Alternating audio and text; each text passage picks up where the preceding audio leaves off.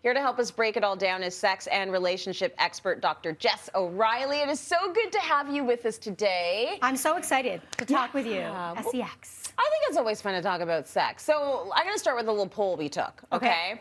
Dr. Jess, we took a poll of our audience on Twitter, and so we asked them, how much sex are you having? And we got 26% said once a week, 20.5% said once a month, 16.4% said as often as possible, 37%, which is, I said who too as well to the 16.4, 37%, which is the largest chunk, said who has time for sex? So we all know that sex is a huge part of a relation, but like, how often is normal, and should we even be talking about what normal is? Well, only your normal matters. And that 37% who can't even remember what sex is, I don't blame them. I think for so many of us, there is so much going on in our lives right now. We've had a really intense 18, 19 months, I don't know who's counting. We got to stop counting. And so we've prioritized other things like our general self-care, our mental health, our physical health. And now we're kind of going back to thinking about relational health, and part of that is sex. That's right. Okay. So it doesn't matter. Normal is whatever works for in your relationships. And if both of you do not want to have sex, then that is normal for you. I'm so glad you're saying that. Yes, because right? People will say, well, you can't have a happy marriage or relationship that's sexless, but you absolutely can if that's what you both want. That's right. You just both need to be on the same page. So how can we approach the subject of frequency with a partner?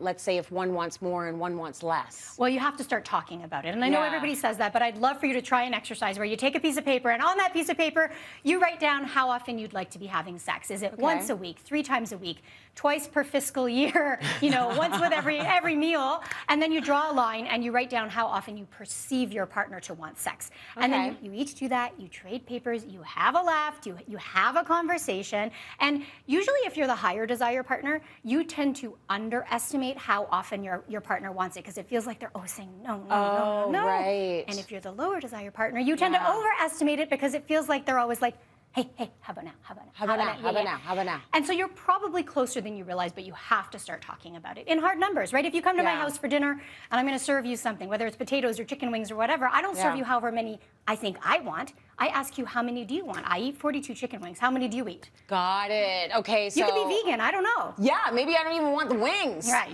Okay, so now you're in a relationship and you want 42 chicken wings and your partner wants 3. What do you do to try and figure this out? Well, you're not going to meet exactly halfway in the middle. I can't do that math right now, but you're going to have to deepen the conversation beyond quantity to quality, right?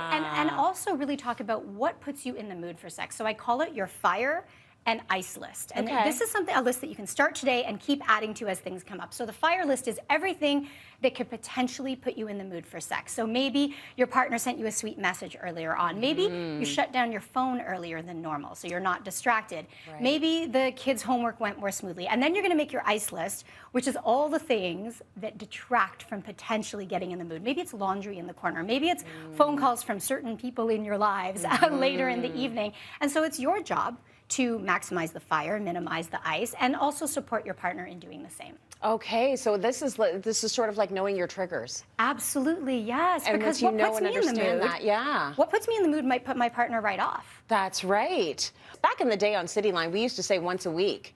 You should be doing it once a week with your partner to make sure that you have a thriving marriage. Are we throwing out that rule book? So there are no rules, but we could talk a little bit about data. So we know that some of the average numbers come out to in the range of 2 to 4 times per month. Okay. And there was a Canadian study that came out, and there's many, so much research saying the more you have sex, the happier you are. The more you have sex, the greater the relational quality. However, that positive correlation, or that meeting of those 2 factors, maxes out at once per week. This Canadian study found that you can have more sex, once a week, twice a week, 3 times a week, but the happiness only goes up to once a week. So the second and third time, you just get sex, not more like life, relationship, happiness. Yeah, just keep the bar low, people, okay? Like, stick to the once a week. Yeah, that's enough. Because you're at contentment, or it might be too much, right? That's the important thing. Like, when we talk about data, I don't want to put pressure on people. Yeah. If you're doing it once a month, if you're doing it far less than that, that's okay, as long as you're having open conversations to contextualize what sex means to you.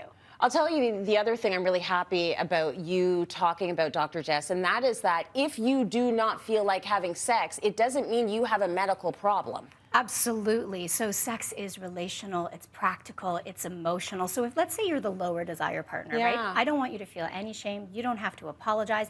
It is okay to want all the sex in the world, and it is also okay to not want sex at all. You're not a pervert if you want it twice a day, and you're not a prude if you don't want it at all. You're not necessarily broken. Some people don't want it at all, and that is their regular baseline.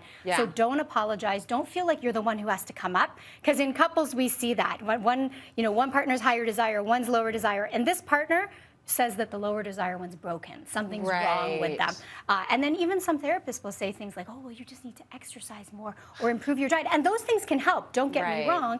But if that is your regular baseline, we need to give you permission, and you need to be able to embrace that permission to accept that that's your baseline, and then figure out how you work that out within the context of a relationship. That's right. I'm not broken. You just need to wash the dishes in the sink. For some people, Look, that's the thing. Fixed. I work again. So I like that you mentioned a little bit about asexuality. There's a whole spectrum out there, folks. And Dr. Jess, we're going to have you back again to talk about being aromantic and asexual. And there's a whole spectrum that we can get into. But just know you're fine. Dr. Jess, thank you for that. Like, really good advice and really good normalizing everyone's different, like, places on the spectrum. Thank you so much for having me.